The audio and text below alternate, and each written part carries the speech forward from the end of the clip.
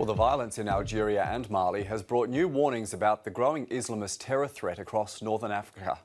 To discuss the situation further, I'm joined now by Stephen Chan, Professor of International Relations at the School of Oriental and African Studies at the University of London. Professor Chan, thank you very much for speaking to us. The British Prime Minister has warned of decades of struggle against terrorism in North Africa. Do you think this has the potential to become a new Afghanistan? No, it's not going to be like that. I think what you had in Afghanistan was a genuine unitary group, the Taliban. And I think you've got to recognize that what you've got in North Africa are fragmented groups. It would be wrong to call all of them Al-Qaeda as if they were all just one organization. So the people who attacked the Algerian gas facility, for instance, really were a breakaway from the Maghreb or the North African Al-Qaeda, and they have a very Algerian agenda.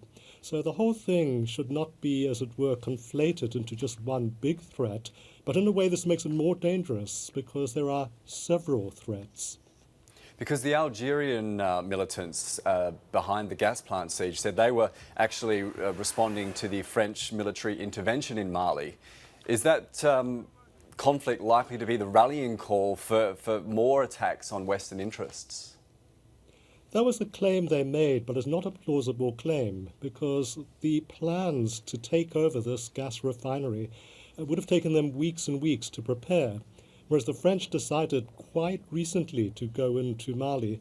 So it makes a nice propaganda claim. However, having said that, the French action in Mali is likely to excite all kinds of future repercussions. How difficult will it be then for the French to defeat these Islamist groups in Mali? Oh, they can't defeat them. Mali is a land of endless desert. They can roll them back, and they're actually fighting against four groups. They've got to be very careful which of these groups they target most ferociously. It's probably the case that two of the groups are capable of some kind of negotiation. So the advice to the French is to go in hard for those who won't negotiate, but to try to divide and rule. So you think negotiation is the key to actually moving to solve this crisis in some way? You just can't have a list of enemies. This whole great crisis which is going to befall us in North Africa is going to have a mixture of fierce response, like the Algerian response, and negotiation where appropriate. There is some possibility of some negotiation with two of the groups in northern Mali. Do you think the West has been guilty of underestimating the scale of the Islamist threat from northern Africa? I think what the West has underestimated is just how well equipped these people are. So when the Malian army confronted the insurgents and they saw just how well equipped they were in terms of firepower, in terms of transport facility, and in terms of petroleum resources, in terms of logistics, there was nothing that the Malian National Army could do to stand up to them. So what you've got here is heavy logistical, heavy ordnance planning on a scale that we've not seen before, using all kinds of modern tactics in terms of desert warfare. Has the Arab Spring that we've seen unfold, has that changed the dynamics of the region at all? It's changed the dynamics of the region, but not in this way. Don't forget, in Algeria, for instance, all of this goes back to 1992 with an aborted election where the wrong side won, as it were, and those elections were absolved as they were sort of not regarded as successful, and the will of the people was not heard. And a lot of the Islamic backlash in Algeria dates from that time so many, many years ago. The Arab Spring obviously let many genies out of the bottle, but it would be wrong to say that there was only one gigantic fundamental Islamist genie let out of the bottle. There are genuine democratic genies also let out of this bottle.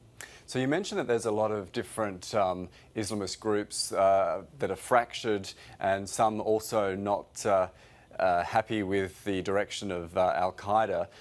Do you think that we are going to see perhaps more of these groups come together as one entity, or do you think they're too fragmented to actually be a genuine, large, serious threat? They come together in coalitions, they fragment again. It all depends what the issue is. They can probably come eventually to some kind of common front against some kind of joint Western response to their activities. But many of them have got very, very national agendas. The action of the insurgents in Algeria, they've got a national agenda.